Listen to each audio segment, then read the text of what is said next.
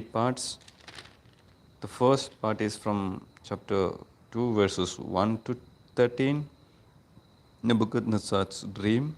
And the second part is verses 14 to 23. It is God shows Daniel what the dream means. And the third part is chapter 2, verses 24 to 45. Daniel tells the king the dream and explains it. There is one more part actually, that is verses 46 to 49, that speaks about the king rewards Daniel. Verses 1 onwards, Nebuchadnezzar's dream. In the second year that Nebuchadnezzar was king, he had a dream. It worried him so much that he couldn't sleep. So he sent for his fortune tellers, magicians, sorcerers, and wizards to come and explain the dream to him. When they came and stood before the king, he said to them, I am worried about a dream I have had. I want to know what it means. They answered the king in Aramaic, May your majesty live forever. Tell us your dream, and we will explain it to you. The king said to them, I have made up my mind that you must tell me the dream and then tell me what it means. If you can't, I will have you torn limb from limb and make your horses a pile of ruins. But if you can tell me both the dream and its meaning, I will reward you with gifts and great honor. Now then, tell me what the dream was and what it means. They answered the king again, If your majesty will only tell us what the dream was, we will explain it. At that, the king exclaimed, Just as I thought, you are trying to gain time because you see that I have made up my mind to give all of you the same punishment if you don't tell me the dream. You have agreed among yourselves to go on telling me lies because you hope that in time things will change. Tell me what the dream was, and then I will know that you can also tell me what it means. The advisors replied, There is no one on the face of the earth who can tell your majesty what you want to know. No king, not even the greatest and most powerful, has ever made such a demand of his fortune tellers, magicians, and wizards. What your majesty is asking for is so difficult that no one can do it for you except the gods, and they do not live among human beings. At that, the king flew into a rage and ordered the execution of all the royal advisers in Babylon. So the order was issued for all of them to be killed, including Daniel and his friends. God shows Daniel what the dream means. Then Daniel went to Arioch, commander of king's bodyguard, who had been ordered to carry out the execution. Choosing his words carefully, he asked Arioch why the king had issued such a harsh order. So Arioch told Daniel what had happened. Daniel went at once and obtained royal permission for more time so that he could tell the king what the dream meant. Then Daniel went home and told his friends Hananiah, Mishael, and Azariah what had happened.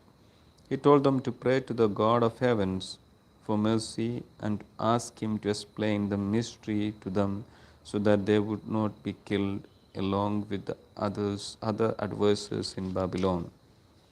Then that same night the mystery was revealed to Daniel in a vision, and he praised the God of heaven. God is wise and powerful, praise him forever and ever. He controls the times and the seasons. He makes the unmasked kings. It is he who gives wisdom and understanding. He reveals things that are deep and secret. He knows what is hidden in darkness, and he himself is surrounded by light. I praise you and honor you, God of my ancestors. You have given me wisdom and strength. You have answered my prayer and shown us what to tell the king. Next part, Daniel tells the king the dream and explains it. So Daniel went to Arioch, whom the king had commanded to execute the royal advisers. He said to him, Don't put them to death. Take me to the king, and I will tell him what his dream means. At once Arioch took Daniel into King Nebuchadnezzar's presence and told the king, I have found one of the Jewish exiles who can tell your majesty the meaning of your dream. The king said to Daniel, who was also called Belshazzar, can you tell me what I dreamt and what it means? Daniel replied, Your Majesty, there is no wizard, magician, fortune tellers, or astrologers who can tell you that, but there is a God in heaven who reveals mysteries. He has informed your majesty what will happen in the future. Now I will tell you the dream, the vision you had while you were asleep. While your majesty was sleeping, you dreamt about the future, and God, who reveals mysteries, showed you what is going to happen. Now, this mystery was revealed to me not because I am wiser than anyone else, but so that your majesty may learn the meaning of your dream and understand the thoughts that have come to you. Your majesty, in your vision, you saw standing before you a giant statue, bright and shining and terrifying to look at. Its head was made of the finest gold, its chest and arms were made of silver, its waist and hips of bronze, its legs of iron, and its feet partly of iron and partly of clay. While you were looking at it, a great stone broke loose from a cliff without anyone touching it, struck the iron and clay feet of the statue, and shattered them at once. The iron, clay, bronze, silver, and gold crumbled and became like the dust on the threshing place in summer. The wind carried it all away, leaving not a trace. But the stone grew to be a mountain that covered the whole earth.